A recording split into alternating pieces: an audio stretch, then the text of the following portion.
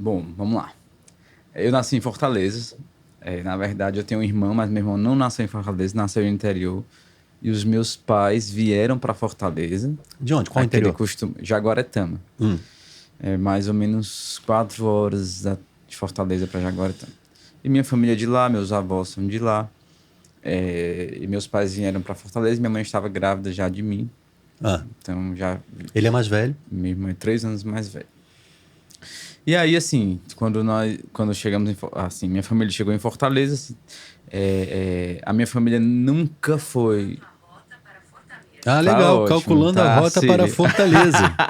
Ou seja, você já A Siri chegou, minha nunca fala senhora. comigo. Aí hoje ela No momento... Aí, tá resolveu, aberto aí. no momento do podcast, ela Mas não tem resolveu problema falar. não, que é assim mesmo. Que é assim que funciona a nossa vida aqui. Sim, Sem então. edições. E aí, assim, minha família nunca foi católica praticante, porém católica. Então, assim, Ah, desde criança, desde pequeno, eu segui aquele batizado, muito novo, graças a Deus, batizado recém-nascido. E a minha mãe ali me introduziu numa vida cristã, bem então novo, ela te assim. introduziu mesmo não sendo aquela É, coisa ela assim, ia praticante. à missa, mas não era com tanta Ah, ela ia à frequência. missa. Mas não era com tanta Aham. frequência. Mas me introduziu numa vida cristã, no catecismo, Ah, primeira comunhão. legal. Então vivi ali. Aí depois da primeira comunhão eu servia na igreja como coroinha. Passei 7 anos ali nesse serviço.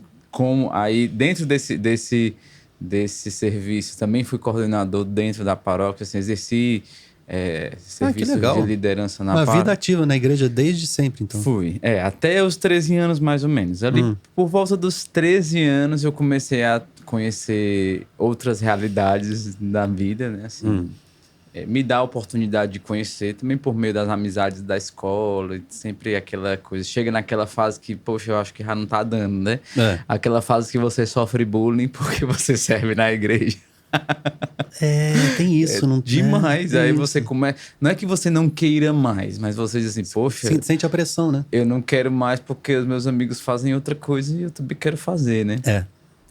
E aí nessa fase foi uma fase mais difícil, mas foi aí onde eu tive minha primeira experiência com Deus. Fui convidado para um seminário de vida no Espírito Santo em uma outra comunidade Aham. que na época chamava Coração de Jesus. Se eu não me engano, hoje teve uma mudança no nome e tal. Hoje ainda existe essa Ah, comunidade. E aí fiz minha primeira experiência com Deus, meu seminário de vida aos 14 anos. nessa comunidade. Nessa comunidade. Por quê? Meus pais moravam em frente a uma escola. E o seminário foi nessa escola. E aí eu fui para esse seminário totalmente, tipo assim, não sabia nem o que era que estava acontecendo. Era um evento cheio de pessoas, cheio de Ah, gente. entendi. E eu quis ir. Chegando lá, eu tive uma experiência com Deus. Teve mesmo? Sentiu assim que Senti, foi... assim, eu sempre servi a Deus. Aham. Mas a primeira vez que eu senti Ah, foi interessante. nessa infusão. Mas a partir daí nada mudou na minha vida, né?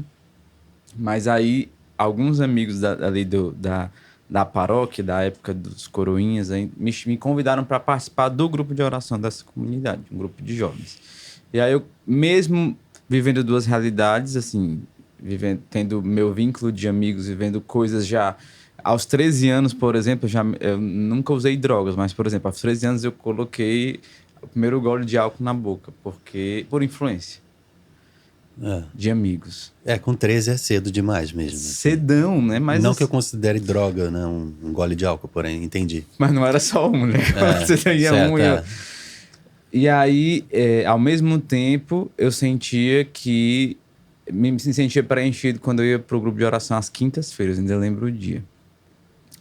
E aí, em um dado momento, eu percebi, em uma dessas situações que eu saí com os meus amigos e eu bebi mais do que eu deveria beber. Aham. Você não deveria beber, no caso, porém... Exatamente. Eu cheguei em casa com... Chamava a bala Piper, né? Que ainda existe, né? Pra poder tirar o hálito... É tipo Halls. Tirar o hálito de bebida pra minha mãe não perceber, É né? uma ilusão isso aí. Total ilusão. Só que nesse dia que eu passei um pouco da conta, aquele negócio que a gente escuta no Shalom, né? De questão de... Hoje eu entendo, né? Você colocar a cabeça no seu travesseiro e você se sentir profundamente vazio. Sim.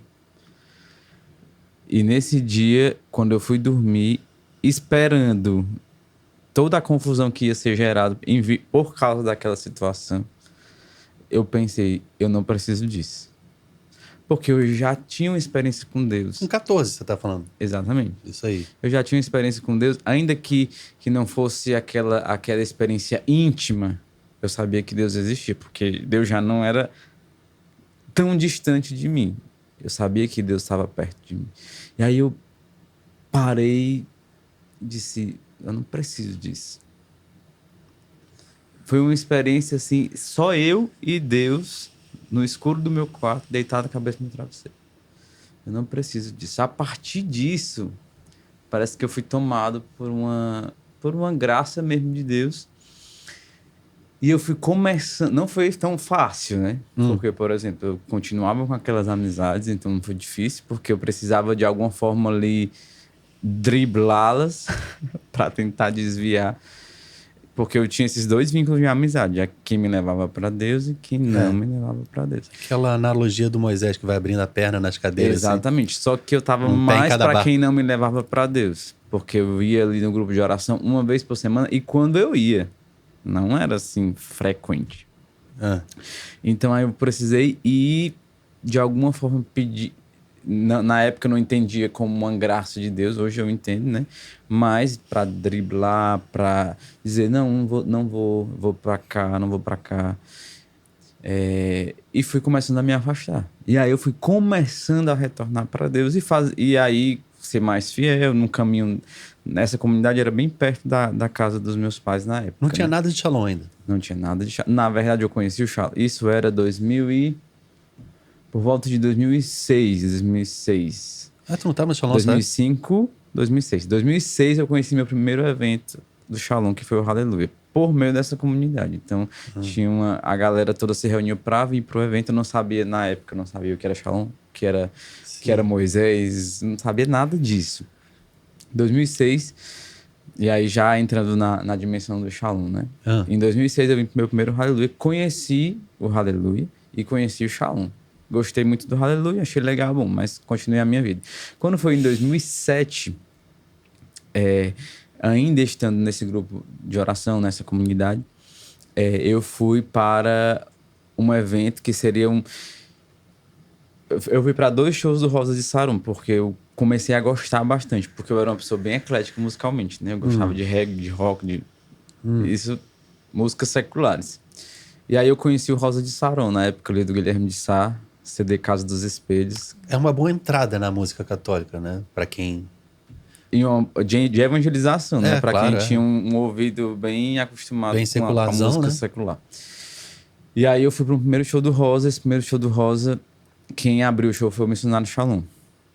Onde isso? Isso foi num ginásio que tem lá na Parangaba, perto do terminal. Certo. E aí, e depois foi numa comunidade chamada um evento de uma comunidade chamada Comunidade Vida Nova. Aí você viu o missionário, um dia eu estarei ali. Nunca sabia nem o que era, né? Mas sabia que era do Shalom. Mas aí vem a parte inusitada.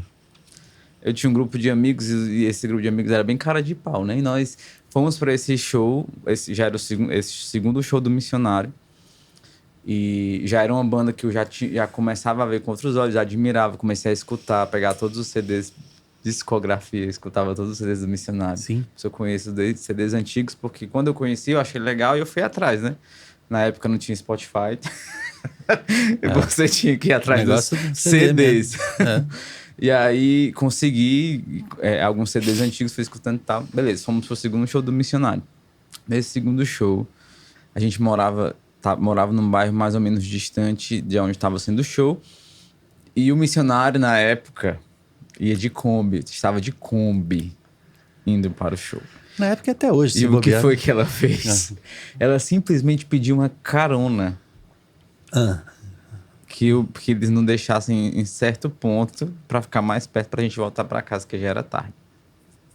Nessa época era o Padre Cristiano, a Léo, Cibele tava, só que tipo assim, a carona, a Kombi era só com o povo da comunidade de vida, né? Nessa ida aí, show. Nessa ida. E aí nós Eu fui nessa van. Eu lembro quem tava Joás, Marcelo Dourado. Uai! Eu Padre tocava Cristiano. nessa época com eles. Eu acho que eles não lembram dessa época, desse dia, que era eu a pessoa, né? Ah. Talvez agora, depois desse podcast. Vai lembrar, né? Mas aí foi a oportunidade que eu vi, tipo assim, ó, eu não sabia o que era isso, né? Ah. De saber mais da comunidade Shalom, né? O que era o missionário Shalom e o que era que eles estavam usando no pescoço, enfim. E aí ali, aquele papo ali de 15, 20 minutos, eu comecei a...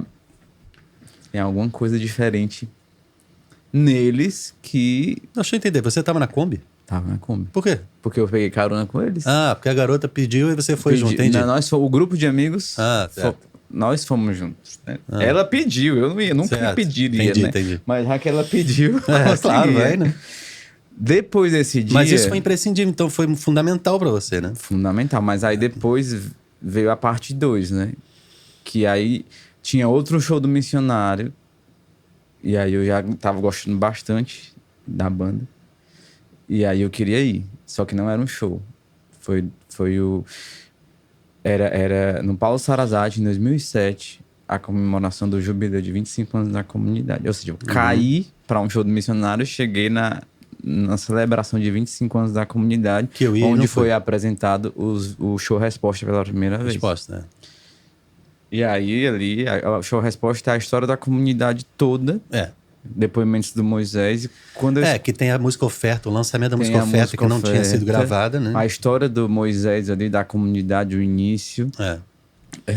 De pessoas alienadas que rezavam demais, e pra mim tudo aquilo ali, ao mesmo tempo que me assustava, me atraía. Quando eu escutava o Moisés, é porque eu entreguei um presente pro Papa, e o presente pro Papa foi a minha vida. Se bem que a pessoa presenteia a própria vida. É uma carta assim, tudo que eu tenho tá aqui. É tipo assim, tudo que eu tenho, mas é o tudo mesmo, né? Eu não tô retendo nada. E aquilo ali me chamou muita atenção. E a partir daquele ano, de 2007, foi plantado no meu coração a semente do carisma.